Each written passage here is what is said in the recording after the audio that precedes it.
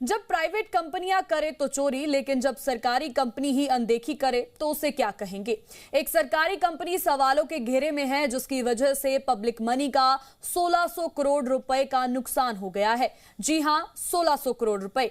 एक सरकारी asset reconstruction company ने बगैर प्राइस डिस्कवरी किए उसी डिफॉल्टर कंपनी को ही लोन सेटल कर दिया।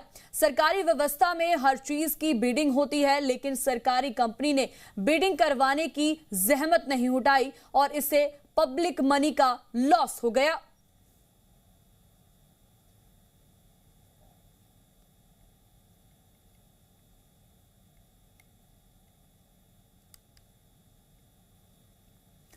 जब प्राइवेट कंपनियां करे तो चोरी, लेकिन जब सरकारी कंपनी ही अनदेखी करे तो उसे क्या कहेंगे।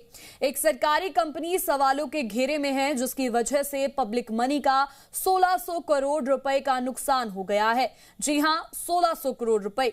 एक सरकारी असेट रिकंस्ट्रक्शन कंपनी ने बगैर प्राइस डिस्कवरी किए उसी डिफॉल्टेड कंपनी को ही लोन सेटल कर दिया, जिसकी सरकारी व्यवस्था में हर चीज की बाइंडिंग होती है, लेकिन सरकारी कंपनी ने बिडिंग करवाने की जहमत नहीं उठाई और इससे पब्लिक मनी का लॉस हो गया।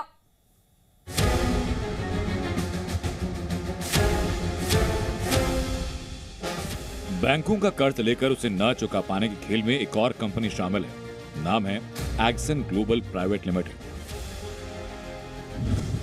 एक्सन ग्लोबल ने कई बैंकों के समूह से हजारों करोड़ रुपए लोन लिया। एक्सन ग्लोबल वो लोन चुका पाने में नाकाम रही और बाद में लोन एनपीए हो गया, यानी बट्टा खाते में चला गया। समय पर कर्ज नहीं लौटाने के चलते अकाउंट एनपीए हुआ और मामला इंसॉल्वेंसी कोर्ट यानी एनसीएलटी में चला गया। बाद में एक्सन ग्लोबल ने इसके खिलाफ अपील की, लेकिन अपीलेट ट्रिब्यूनल एनसीएलटी ने डिफॉल्ट को गंभीर माना और इसके बाद मामला सुप्रीम कोर्ट पहुंचा, जहां देश की सर्वोच्च अदालत ने भी एनसीएलटी के आदेश में किसी तरह के दखल देने से इनकार किया।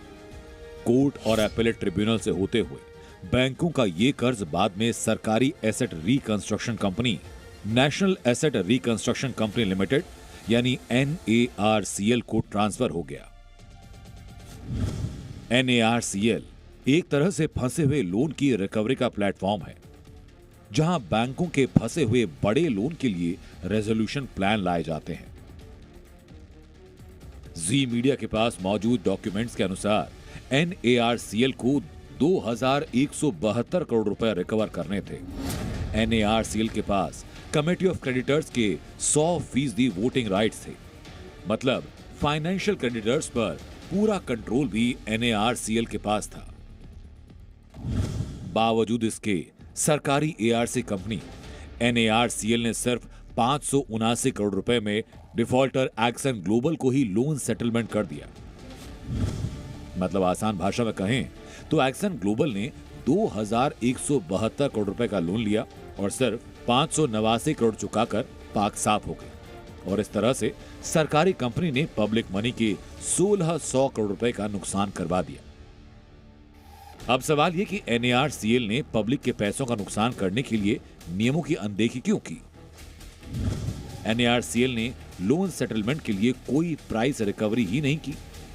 अगर नार्सेल प्राइस डिस्कवरी करती यानी लोन सेटलमेंट के लिए बिडिंग करवाती तो हो सकता है कि 579 करोड़ रुपए की जगह कोई बिडर 1000 करोड़ या 1500 करोड़ रुपए की बोली लगाता, लेकिन एक सरकारी कंपनी ने किसी को भी बोली लगाने का मौका ही नहीं दिया। अब यहीं से सवाल खड़ा होता है कि क्या NARCL की दिवालिया कंपनी से कोई साठगांठ थी? क्या इसी साठगांठ के चलते किसी भी तरह की बैड लोन की रिकवरी के लिए बिडिंग नहीं करवाई गई? जी मीडिया को दस्तावेजों की पड़ताल के दौरान पता चला कि एक्सन ग्लोबल के पास सोनीपत में एक प्रमुख स्थान पर लगभग 30 एकड़ जमीन है और लगभग 300 करोड़ रुपए का इंश्योरेंस क्लेम भी आना था। ये चीजें भी बिडिंग की वैल्यू को और बढ़ा देती और बोली 579 करोड़ रुपए से कहीं ज्यादा की लगती। लेकिन NARCL ने लोन सेटलमेंट करते वक्त इन जानकारियों की पुष्टि तक नहीं की। अभी तक आरोप लगते थे कि प्राइवेट एसेट रिकंस्ट्रक्शन कंपनियां ही लोन सेटलमेंट के मामले में धांधली करती है और इसीलिए सरकारी कंपनी नार्सेल का गठन 3 साल पहले हुआ था, लेकिन इस बार सरकारी एसेट रिकंस्ट्रक्शन कंपनी यानी नार्सेल इन सवालों के घेरे में है। नार्सेल के लोन सेटलमेंट का एक और बड़ा खुलासा बहुत जल्द करेंगे। परिवेश वात्सायन, स्पेशल इन्वेस्टिगेटिव टीम, जी मीडिया।